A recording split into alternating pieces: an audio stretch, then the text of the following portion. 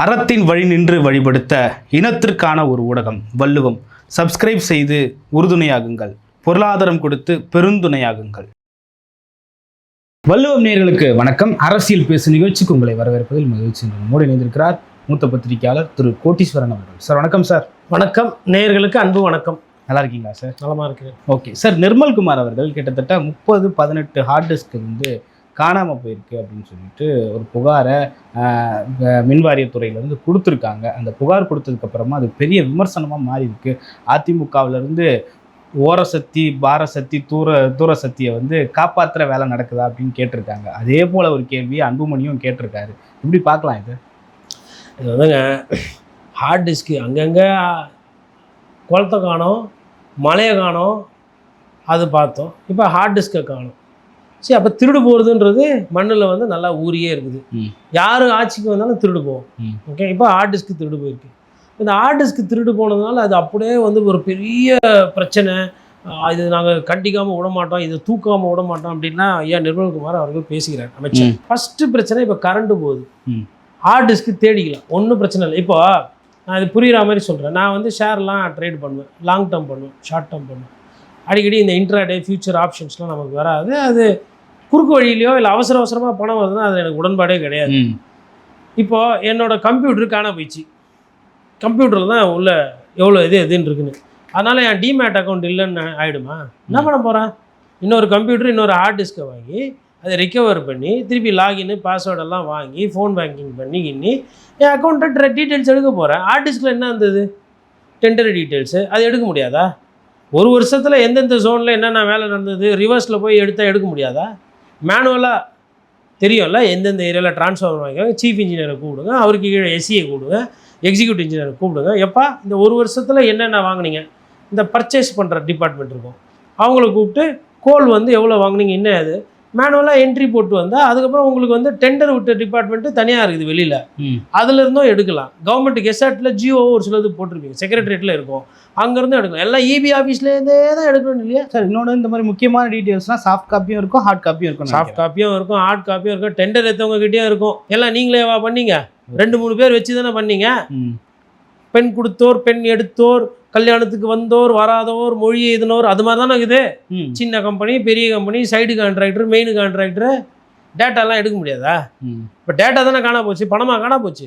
Data எடுக்கிறது என்ன பெரிய பிரச்சனை? டேட்டாலாம் ரிகவர் பண்ணிடலாம், அது ஒன்றும் பிரச்சனை கிடையாது.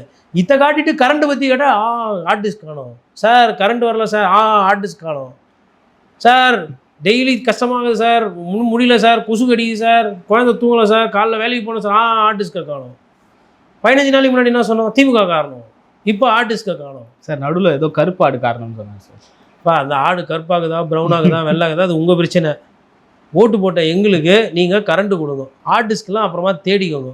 ஹார்ட் டிஸ்க்கை இப்போ போலீஸு தேட போகுது, சரியா? இப்போ நானே கேட்குறேன், ஒருவேளை ஹார்ட் டிஸ்க்கு தேடி இதுமே கொடுத்தா பக்கத்துலேயே தான் ரிஜிஸ்ட்ரிட்டு காசு கொடுப்பாங்கன்னு கொடுத்தாங்களா, இல்லை எதனா அழிக்கிறதுக்கு கொடுத்தாங்களா? இன்னொன்று எல்லாம் தெரியாமல் பேசுகிறாங்க. நான்லாம் பத்திரிகை துறையில் ரொம்ப நாளாக இருந்து சட்டமன்றத்தை கவர் பண்ணுவேன். ஒரு ஆட்சி முடியும் போது 1 மாதத்துக்கு முன்னாடியே எதெல்லாம் கான்ஃபிடென்ஷியல் ஃபைல்ஸோ அதெல்லாம் ஒன்று டெலீட் பண்ணுவாங்க, இல்லைனா அதெல்லாம் ஃபார்மேட் பண்ணி தூக்கிடுவாங்க. யாருன்னா ஒருத்தர் ஊழல் அதுவும் இப்போ செந்தில் பாலாஜி மீது நீங்கள் குற்றச்சாட்டு வைக்கிறீங்க. ஐயா, செந்தில் பாலாஜியை பார்த்தால் ஊழலெல்லாம் பண்ணிவிட்டு டிரான்ஸ்ஃபார்மர் கணக்கு வழக்கு, நான் இந்த கான்ட்ராக்டர் இவ்வளோ வாங்கினேன், அந்த நிலக்கரியில் அவ்வளோ வாங்கினேன், அதெல்லாம் எழுதி வச்சுட்டு கம்ப்யூட்டர்லேயே விட்டு போகிற ஒரு மாதிரியாக தெரியுது உங்களுக்கு. சொல்லுங்கள், வானா சொல்ல கொஞ்சம். என்ன செந்தில் பாலாஜிக்கு ஒரு சிந்தனையே இல்லாதவரா? அவர் பாவமா? ஒரு நட்டு போல்ட்டுனா கூட எந்த டிரான்ஸ்போர்ட்டில் இருக்கும்போது எந்த வண்டி கம்பெனி எப்படி இருக்கும், எந்த சேஸ் எப்படி இருக்கும், எதை மேக் பண்ணலாம், எதை நம்மளே உருவாக்கலாம், எது எவ்வளோ நாள் ஓடும், எல்லாத்தையும் தெரியும். Technically is a very very strong man. புரியுதுங்களா? நீங்களாம் சொல்கிற மாதிரி நிலக்கரி வாங்கிட்டு, டெண்டர் வயலேஷன் பண்ணிட்டு, டிரான்ஸ்ஃபார்மர் வாங்கிட்டு, பொய் கணக்கு, போலி கணக்கு, பில்லு எல்லாம் எழுதிட்டு, ஆதாரத்தெல்லாம் அங்கேயே விட்டுட்டு போகிற அளவுக்கு செந்தில் பாலாஜி அவ்வளோ மோசமானலாம் கிடையாது. புத்திசாலி. ஓகே, நான் புத்திசாலி சொல்கிறேன், ஒரு கை சுத்தம்னு சொல்ல. உடனே செந்தில் பாலாஜிக்கு பேசுகிறார். கரெக்டாக சொல்லும்போது கரெக்டாக சொல்லணும். அப்படி பார்க்கும்போது 100 விழுக்காடு ஒரு சின்ன பிசுறு கூட விட்டு போவோம், மொத்தமாக தொச்சி எடுத்துன்னு தான் போயிருப்பாங்க. நீங்கள் ரிகவர் பண்ணாலும் ஹார்ட் டிஸ்கில் பட்டனாமல் தான் இருக்கும். இந்த சிவாஜி படத்தில் பாஸ்வேர்டு போட்டு ஓப்பன் பண்ணுவாங்கல்ல அந்த மாதிரி ஆகிடும் கட்சியில். ம். அப்படி தான் போகுது உங்கள் நிலமை. ஓகே. இப்போ இந்த பாஸ்வேர்டை ஓப்பன் பண்ணி இப்போ பண்ணுறோன்னா மிமிகிரி ஆர்டிஸ்ட்லாம் கூட்டின்னு வந்து பண்ணுவாங்க படத்தில் காட்டுற மாதிரி. அந்த மாதிரி இருக்குது ஹார்ட் டிஸ்க்கு. இப்போ இது தமிழ்நாட்டில் இதுதான் பெரிய பிரச்சனையா? தமிழ்நாடு பூரா கரண்ட்டு கட் ஆகினுக்குது. பசங்கள்லாம் பள்ளிக்கூடத்துக்கு போகுது, ஸ்கூலில் கரண்ட் இல்லை, பசங்களால் உட்கார முடியல. நைட்டு வந்து உழைச்சிட்டு வந்து படுக்கலாம், 8 மணி நேரம் நிம்மதியாக தூங்கலாம்னு பார்த்தா கரண்ட் இல்லை. கொசு ஒரு சைடு பிடிச்சி பிடுங்குது, கொஞ்சம் லைட்டாக துருள் போட்டு வந்து அதுங்கன்னு காதுகிட்ட வந்து சுற்றுது. மனுஷன் நிம்மதியாக ஏதாவது அவனை நிம்மதியாக தூங்க விட்டா மனிதர்கள் என்ன பண்ண போகிறாங்க? மறுநாள் காலையில் திருப்பியும் உழைச்சி வரி வட்டியை கட்டி நீங்கள்லாம் சந்தோஷமாக வாழ்கிறதுக்கு மகராசனுங்க, நாங்கள் உழைக்க போகிறோம், அவ்வளோதானே. அதை உங்களால் பண்ண முடியல. கேட்டால் ஃபஸ்ட்டு திமுககாரங்க தான் பண்ணாங்க, யூனியன்லலாம் பண்ணாங்க. நீங்கள் அதுக்கப்புறமா வந்து ஒரு 10 காரணம் சாட் ஜிபிடிலேருந்து எடுத்து போட்டிங்க. இந்த சம்மர் டைமில் இதாகும், அணில் ஓடும், காக்கா தூக்கி போடும், ஸ்னாப் ஆகும், அதெல்லாம் இருக்கிறதா உண்மை தான். அப்புறம் இப்போ பார்த்தா இதை காணும், ஹார்ட் டிஸ்கை காணும். அடுத்து என்னவோ அப்போ கரண்ட் வர்றதுக்கு 15 நாளைக்கு ஒரு வாட்டி யாரோ யோசிச்சு ஐடியா கொடுக்குறாங்க உங்களுக்கு. சார் ஹார்ட் டிஸ்க்கு காணாமல் போகிறதுலாம் நிறைய வாட்டி ஆயிருக்குது சார். லெட்ஜர் புக்கு இருக்குல்ல, கொத்தா காணாமல் போயிடுது. பிஎஸ்என்எல்ல கேபிள் திருட்டு போகும், ஆப்டிக்கல் ஃபைபர் கேபிள் அது பேர், அது காணாமல் போகும். அதேமாதிரி கீழே வந்து பார்த்திங்கன்னா காப்பர் ஒயர் இருக்கும், காப்பர் கேபிள். காப்பர்லாம் வந்து சரியான ரேட்டு. அதுவும் அப்போ பிஎஸ்என்எல் லேண்ட்லைன்லாம் வந்து காப்பர் வந்து கனகனமாக போட்டிருப்பாங்க. நீங்கள் நோண்டிங்கன்னா அப்படியே 500 மீட்டர் கிலோமீட்டருக்கு போகும். அதெல்லாம் என்ன பண்ணுவாங்க, பள்ளம் நோண்டிட்டு வேற ஒரு வேலைக்கு பள்ளம் நோண்டுற மாதிரி இந்த காப்பரை உருவி திருடி எது பண்ணாங்க. இது பிஎஸ்என்எல்ல கண்டுபிடிச்சி கீழ்பாக்கில் இருந்தது எக்ஸ்சேஞ்ச். சத்யபாலன் சொல்லிட்டு காங்கிரஸில் ஒருத்தர் இருந்தார். அவர் வந்து ட்ராய் ஃபார்மர் கமிட்டி. அவர் வேலையாக யார் யாரெல்லாம் கேபிள் திருடுறாங்க, எந்தெந்த ஏரியாவில் கேபிள் திருடுறாங்கன்னு பதிவு பண்ணி கஷ்டப்பட்டு எடுத்துன்னு போய் விஜிலன்ஸில் கொடுத்தாரு. விஜிலன்ஸில் எல்லாம் சேர்த்து டாக்குமெண்ட்லாம் சேர்த்து வச்சு கேஸ் எஃப்ஐஆர்லாம் போட்டுச்சாங்க. அந்த பஞ்சை மொத்தமாக தூக்கின்னு போயிட்டாங்க. கேபிள் காணாம போனது உண்மை. திறந்து பார்த்தா பள்ளமாகுது. பழைய புக்கு ரெக்கார்ட்ஸில் இருக்குது. கேபிள் திருடி விற்றுட்டான். விற்றவன் யார் என்ன ஏதுன்னு சொல்லிட்டு எடுத்துன்னு போய் வச்சா மொத்தமாக சிஸ்டமும் காணும், ஃபைலும் காணும், பேப்பரும் காணும், மொத்தமாக தூக்கின்னு போயிட்டான். அங்கே கொஞ்சம் கேபிள் வச்சுருந்தாங்க பாருங்க, அதையும் தூக்கின்னு போயிட்டான். நாட்டில் இப்படி இருக்குது. சரி, இது பிரச்சனை. இதனால் பிஎஸ்என்எலுக்கு ஃபோன் பண்ணால் இல்லைங்க கேபிள்லாம் திடீர்னு போட்டாங்க, அதனால் உங்களுக்கு சர்வீஸ் கொடுக்க முடியாது, 4Gக்கு பதிலாக 2G யூஸ் பண்ணிக்கோங்க கொஞ்ச நாளைக்கு. அப்புறம் கால் வந்து விட்டு தான் கேட்கும், யுவர் வாய்ஸ் இஸ் பிரேக்கிங் அப்படின்னு சொல்லிட்டு ஃபோனை வச்சுருங்க, அப்புறமா திருப்பி பேசுங்க. சொல்ல முடியுமா? கரண்ட்டு பிரச்சனை போயிட்டுருக்குது, நாடு முழுவதும் பெருசாக போய்ட்டுருக்கு, அதை பற்றி பேசுவீங்களான்னு பார்த்தா ஹார்ட் டிஸ்கை காணும், மவுஸை காணும், கீபேடை காணும். அது பிரச்சனை தான், அதை விசாரிங்க.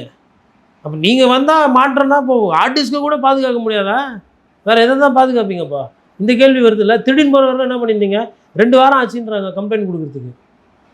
கம்ப்யூட்டர் காணும், ஹார்ட் டிஸ்க்கு காணலாம், அதெல்லாம் ரெக்கவர் பண்ணலாம்.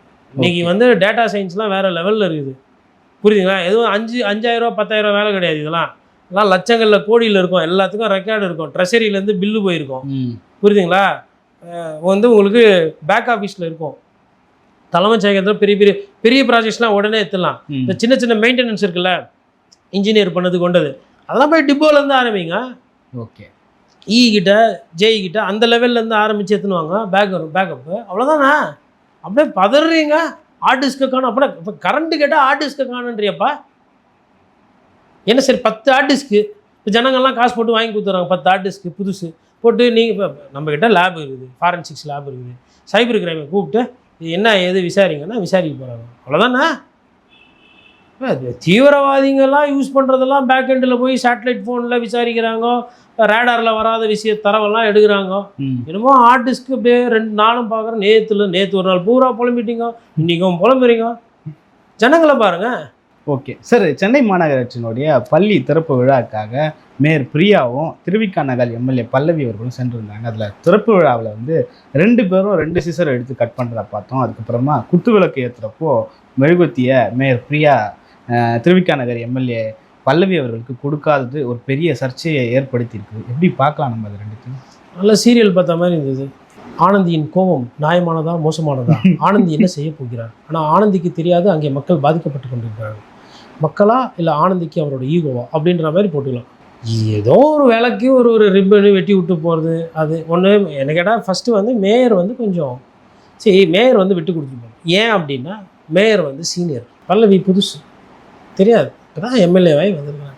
புரோட்டோகால்னு சொல்கிறாங்க. புரோட்டோகால் பரோட்டோகால்லாம் அதெல்லாம் அப்புறம். மக்கள் பிரச்சனை இங்கே காவா சரியாக வாரதில்ல, குப்பை தேங்கிக்குது, நாய் பிச்சின்னு தெத்தின்னு ஓடுது, கரண்ட்டு கட் ஆகுது.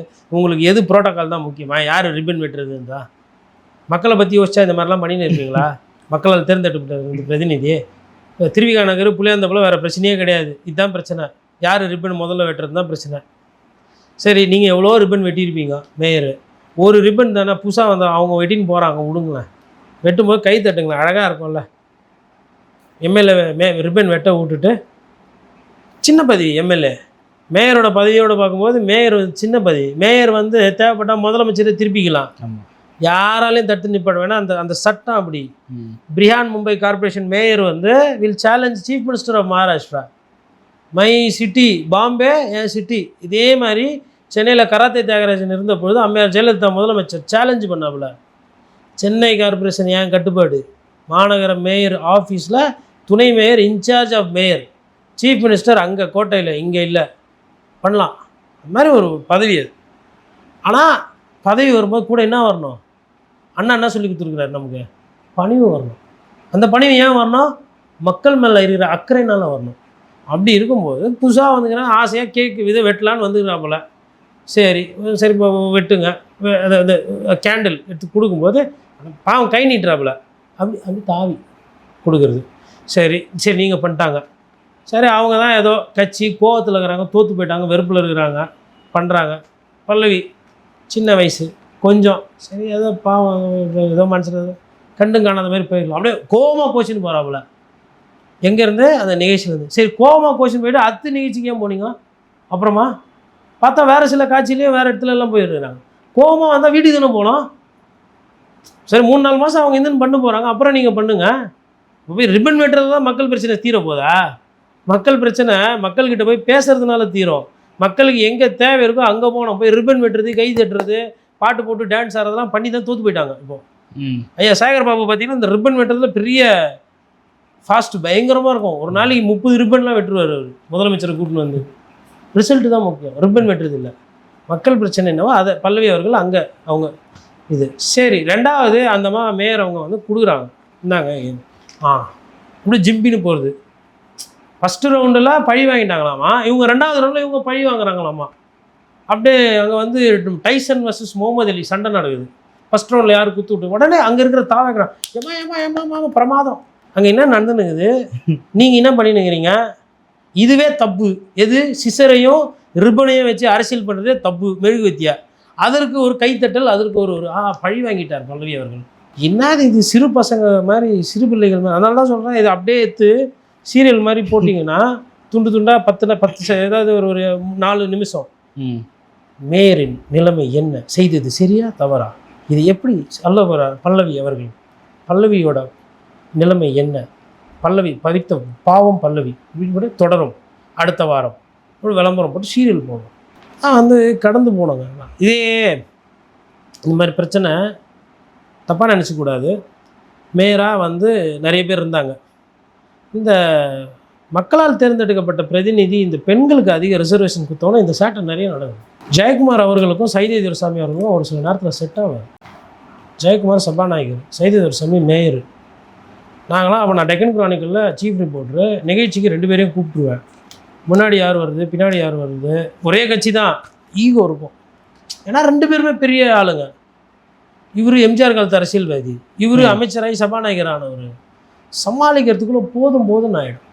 இப்போ அதே நிலைமை தான் அந்த அதிகாரி, அந்த இணை ஆணையர் சொல்லிட்டு ஒரு ஐஏஎஸ்ன்னு சொல்லிட்டு ஒருத்தர் வாங்கி கொளுத்துனாங்கல்ல, அவங்களுக்கு தான் ஒரு மெழுகுவத்தி கொளுத்துறது தப்பா, கொடுத்தாங்க கொளுத்துறேன், எப்படி ரியாக்ட் பண்ணுறது தெரியல.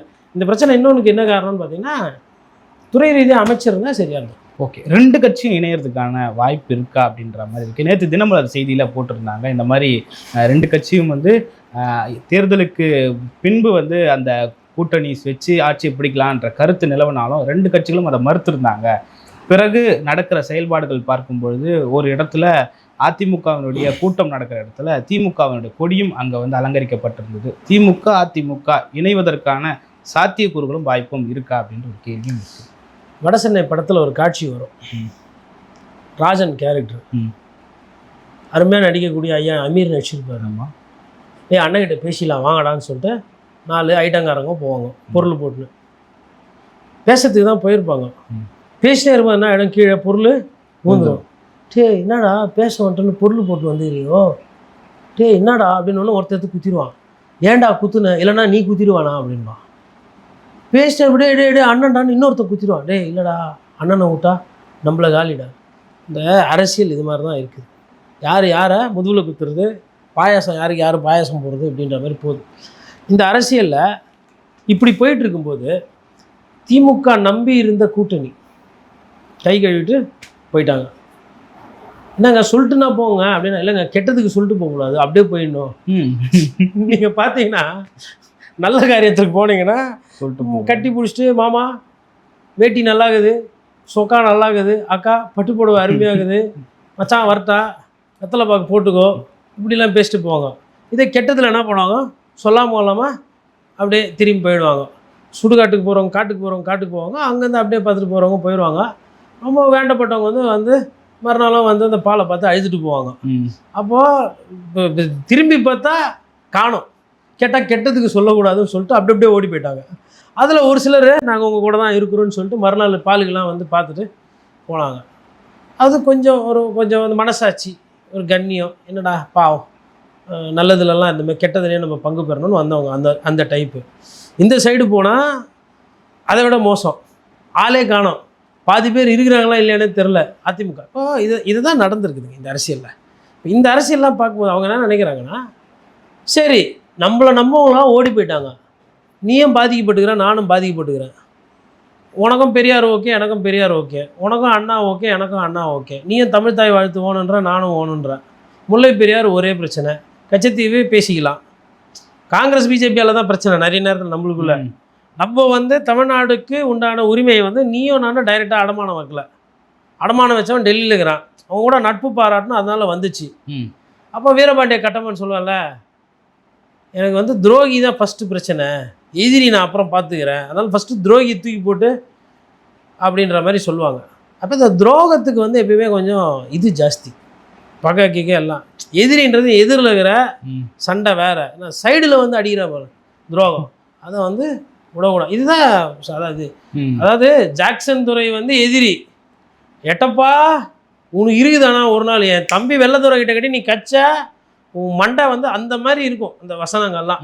அப்போ துரோகத்தை வந்து புராண காலத்துலேயும் சரி எல்லாத்துலேயும். இப்போ இவங்க என்ன நினைக்கிறாங்க, சரி உனக்கு துரோகம் பண்ணிட்டாங்க, எனக்கும் துரோகம் பண்ணிட்டாங்க, நம்ம 2 பேர் செஞ்சு ஏன் சம்பவம் செய்யக்கூடாது, பேசிக்கிறது தானே. சரி இவங்க என்ன சொல்கிறாங்க, ஐயோயோ அவங்க சம்பவம் செய்ய போகிறாங்க, ஐயோயோ அவங்க சம்பவம் செய்ய போகிறாங்கன்னு தான் எல்லாரும் ஓடி போனாங்க, சம்பந்தியெல்லாம் கிளப்பி ஓடி போயிட்டாங்க.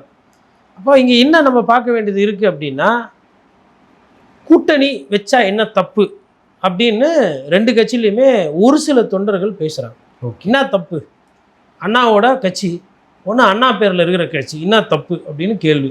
2வது இல்லை அது சரியாக வராது, இருதுருவ அரசியல் தான் தமிழ்நாடு பார்த்துருக்கு, ஒரே ஒரு தேர்தலுக்கோசரம் நம்ம அப்படி ஒரு முடிவு நோக்கி போக முடியாது, நாளைக்கு யார் முதலமைச்சர், நாளைக்கு யார் கட்சிக்கு தலைவர் அப்படின்னா ஏதோ ஒரு கட்சி காலி ஆகிடும், அது வேண்டாம், அப்படி ஒரு கருத்து. 3வது நடந்தால் என்ன நடக்கும், சேர்ந்தால் என்ன ஆகும் அப்படின்னு கருத்து கிடையாது, அப்படி வேடிக்கை பார்க்குற ஒரு குரூப். இதுதான் 3 கேட்டகரி. இப்போது இதில் நீங்கள் கூட்டணி மாதிரி வைக்காமல் ஒரு டாக்டிக்கல் அண்டர்ஸ்டாண்டிங், ஓகே எதிரி நண்பன், நீ என் கூட பழக வேணாம், அவன் கூட பழக வேணாம், பண்டை மாற்றலாம் வேணாம், நீ அவனை போடும்போது நான் உன்னை பொருள் எடுக்க மாட்டேன், நீ தெத்தின்னு போறியா வெட்டுறதுக்கு நீ போட்டுக்கோ, குறுக்கில் நான் வரமாட்டேன், நான் ஒரு இடத்துக்கு போகிறேன்னா சண்டைக்கு நீ என்ன அடிக்காத, அது என் பக்கம் நான் தீர்த்துக்கிறேன், உன் பக்கையை நீ தீர்த்துக்கோ, நான் வெளில இருப்பேன், என் பக்கையை நான் தீர்த்துக்கிறேன், நீ வெளில இரு, முடிச்சுட்டு அப்புறம் பார்த்துக்கோ பஞ்சாயத்தை. ஓகே இதுக்கு பேர் தான் டாக்டிக்கல் அண்டர்ஸ்டாண்டிங். ஓகே இதுக்கு தான் ஐயா அன்புமணி ராமதாஸ் என்ன சொன்னார்னா, காமன் கேண்டிடேட்டு அப்படின்னா ஃபஸ்ட்டு எதிரியை அடையாளம் காட்டும், டார்கெட் ஃபிக்ஸ் பண்ணணும், எங்கே ஃபயர் பண்ணணும், எங்கே வில்லு விடணும், எங்கே ஃபயர் பண்ணணும், எங்கே உண்டிகோல் அடிக்கணும், எது மேலே அடிக்க போகிறீங்க டார்கெட்டை ஃபிக்ஸ் பண்ணணும். ஓகே காமனாக வேலை செய்யுங்க. இந்த உண்டிகோலத்தை நம்மளுக்குள்ளே வச்சுக்கிறது, ஈட்டி எடுத்து முதுகில் குத்துறது, பாயசம் போட்டுக்கிறது எல்லாம் வேணாம். ஓகே எதிரி யார் அடையாளம் காணுங்க, அதுக்கேற்ற மாதிரி செயல்படுங்க. இது கூட்டணி கீட்டணின்லாம் இல்லை, இது பேர் டாக்டிக்கல் அண்டர்ஸ்டாண்டிங், இல்லை காமன் கேண்டிடேட். ஓகே பொது வேட்பாளர் நிறுத்துறது.